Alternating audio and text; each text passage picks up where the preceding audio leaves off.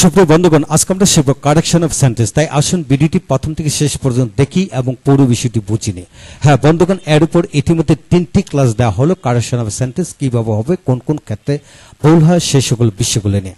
আজকে এর উপর চতুর্থ নম্বর ক্লাস থেকে আমরা শিখব। এখান থেকে আমরা শিখব। আজকের আলোচনা হলো যে 8 থেকে আমরা 12 পর্যন্ত নিয়মগুলো ভেঙে বুঝবো। তাই আসুন পুরো ভিডিওটি দেখি, একে একে বিষয়গুলো জেনে নিই। হ্যাঁ বন্ধুগণ, আজকের ভিডিওতে Khan method a complete book of written spoken English grammar এই বই থেকে নেওয়া হয়েছে। এই বইটির ওপর ইতিমধ্যে 400-র অধিক ভিডিও লেকচার ফেসবুক ইউটিউবে দেওয়া হয়েছে। আমাদের ভিডিওগুলো দেখুন, ইনশাল্লাহ প্রতিটি ভিডিও আপনাদের কাছে আসবে। এছাড়া যারা ভিডিও লেকচার নিতে চান তারা পেন ড্রাইভের মাধ্যমে নিতে পারেন। তাই কমেন্টস বক্সে কমেন্টস করে রাখুন, আমরা আপনাদের সাথে যোগাযোগ করব।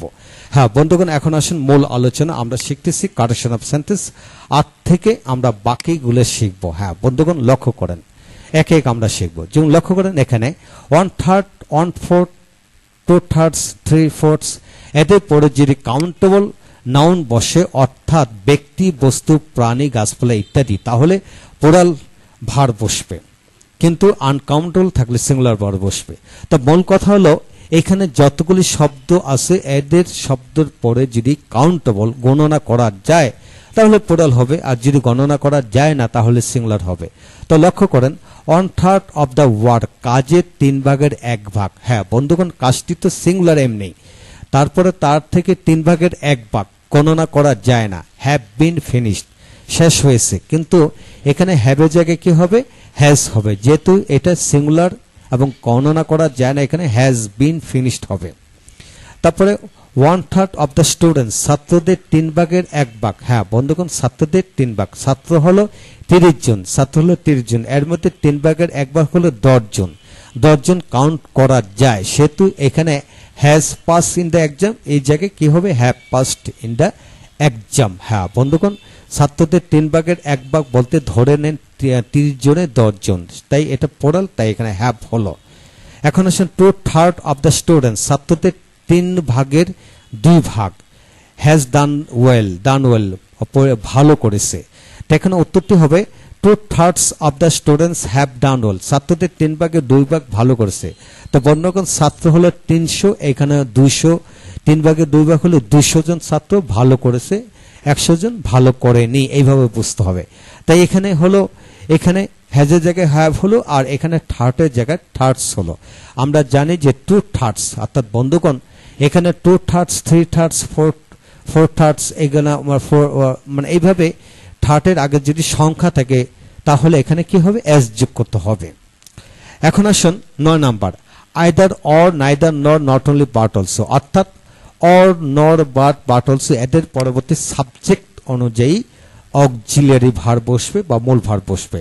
হ্যাঁ বন্ধুগণ, লক্ষ্য করুন, either Sadia or her brother are weak in English, হয়তো সাদিয়া না হয় তার ভাই ইংরেজিতে দুর্বল। তো বন্ধুগণ, দুজনের মধ্যে এখানে মনে হচ্ছে দুটি শব্দ দিয়ে প্লুরাল, আসলে না, হয়তো সাদিয়া দুর্বল না হয় তার ভাই দুর্বল। এখানে বুঝিয়ে দেওয়া হলো একজন, তাই অরের পরবর্তী সাবজেক্ট অনুযায়ী কি হবে? ইজ হবে। এটা জাস্ট অর্থ অনুযায়ী বুঝতে হবে। এখন আসুন আইদার সাদি ইমাম অর হিজ ফ্রেন্ডস, হয়তো সাদি ইমাম না হয় তার বন্ধুরা ওয়াজ প্রেজেন্ট, তারা উপস্থিত ছিল। এখানে অরের পরে হিজ ফ্রেন্ডস আছে প্লুরাল, তাই এখানে অর বসলো। হয়তো সাদিমাও উপস্থিত ছিল, নতুবা তার বন্ধুরা উপস্থিত ছিল। এখন আসুন not only Rohan but also Adnan have done well, হয়তো রোহান কাজটি ভালো করেছে না আদনান ভালো করেছে। তো এখানে উত্তরটি হলো মানে শুধু রোহানই ভালো করেনি, আদনানও ভালো করেছে, বিষয়টা বোঝানো হলো। তো উত্তরটি হবে not only Rohan but also Adnan has done well, শুধু রোহানই ভালো করেনি, আদনানও ভালো করেছে। এখন আদনান অনুযায়ী হ্যাজ হলো। হ্যাঁ বন্ধুগণ, পরবর্তী পৃষ্ঠা আসুন, আমরা বাকি অংশ বুঝবো। 10 নাম্বার, লক্ষ্য করেন এখানে যে one of, two of, few of, many of, most of, as well as, with, together with, along with, in or in addition to, accompanied by, except, including ইত্যাদি দ্বারা কোনো বাক্য গঠিত হলে এদের প্রথম সাবজেক্ট অনুযায়ী কি হবে?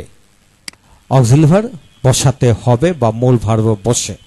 লক্ষ্য করেন এখানে Evan as well as his sisters have done well, Evan এবং তার বোনেরা ভালো করেছে। এখানে বোঝানো হলো যে ইভান অ্যাজ ওয়েল এজ তার সিস্টার্স, অর্থাৎ ইভান তার বোন সহ ভালো করেছে। এখানে বোঝানো হলো ইভান ভালো করেছে, তার বোনেরা ভালো করেছে, এখানে বোঝানো হলো। এখানে মূল কথা হলো ইভান অনুজি হ্যাজ হলো।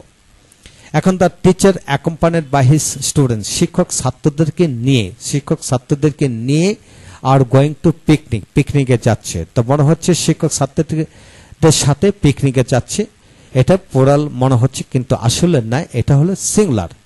তাই শিক্ষক ছাত্রদের সাথে আজকে বনভোজনে যাচ্ছে, ছাত্রদের সাথে সঙ্গ দিয়ে বনভোজনে যাচ্ছে, এটা হবে। এখন আসুন 11 নম্বর নিয়মটি আমরা শিখবো। এখানে লক্ষ্য করেন সাবজেক্ট দুজন হলে, যেমন তুমি এবং সে, বা তুমি এবং আমি, বা সে এবং আমি হবে।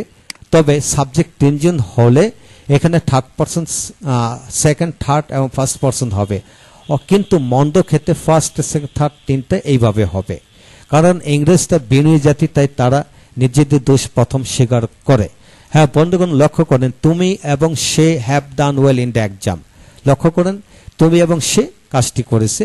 আর একটা তৃতীয় নম্বর হলো তুমি, সে এবং আমি, অর্থাৎ you, he and I have done well in the exam. তুমি, সে এবং আমি। তো লক্ষ্য করেন বন্ধুগণ, আপনি যদি কারোর সাথে কথা বলেন, যার দিকে তাকাবেন তাকে কিন্তু তুই, তুমি, আপনি বলবেন। তারপরে কিন্তু তৃতীয় জনের দিকে তাকাবেন, সাতের জনের ইংরেজিতে হলো সে। তারপর নিজের নামটি উল্লেখ করতে হয়, অর্থাৎ তুমি, সে, আমি। এটা হলো মূল বিষয়টা, হলো তুমি, সে, আমি কাজটি করেছি। অর্থাৎ আপনাকে খেয়াল করতে হবে যখন সাবজেক্ট দুজন হয় তাহলে সেকেন্ড এবং পরবর্তী শব্দটি হবে। আর যদি সাবজেক্ট তিনজন হয় তাহলে তুমি, সে, আমি এইভাবে হবে। আর যদি মন্দ কিছু বোঝায় তাহলে I, you, he are responsible for this guilt. তুমি, আমি, তুমি এবং সে এই অপরাধের জন্য দায়ী। হ্যাঁ বন্ধুগণ, এই বিষয়টি একটু খেয়াল করে পড়বেন, ইনশাল্লাহ এগিয়ে যাবেন। আর যা কিছু শিখবেন বাংলা নিয়মের আলোকে শিখবেন, ইনশাল্লাহ এগিয়ে যাবেন। এখন আসেন দেয়ার এবং হেয়ার, কোথাও কোনো কিছু আসবার নেই অর্থে দেয়ার হেয়ার দিয়ে বাক্য শুরু করতে হয়। তো সেখানে দেয়ার এবং হিয়ার এর পরবর্তী নাউন অনুযায়ী ভার বসে। হ্যাঁ বন্ধুগণ, লক্ষ্য করেন there are a college in our village, আমাদের গ্রামে একটি কলেজ আছে। হ্যাঁ বন্ধুগণ, এখানে there is a college in our village, আমাদের গ্রামে একটি কলেজ আছে। অর্থাৎ পরবর্তী নাউন অনুযায়ী কিন্তু ভার বসবে। There is many colleges in our district. হ্যাঁ বন্ধুগণ, there are many colleges in our district. হ্যাঁ বন্ধুগণ, আপনারা এটি খেয়াল করবেন যে দেয়ারের পরে পরবর্তী নাউন অনুযায়ী কিন্তু এখানে অ্যামিজার, ওয়াজার, হ্যাভ, এসের যা কিছু বসে না সেগুলো বসবে।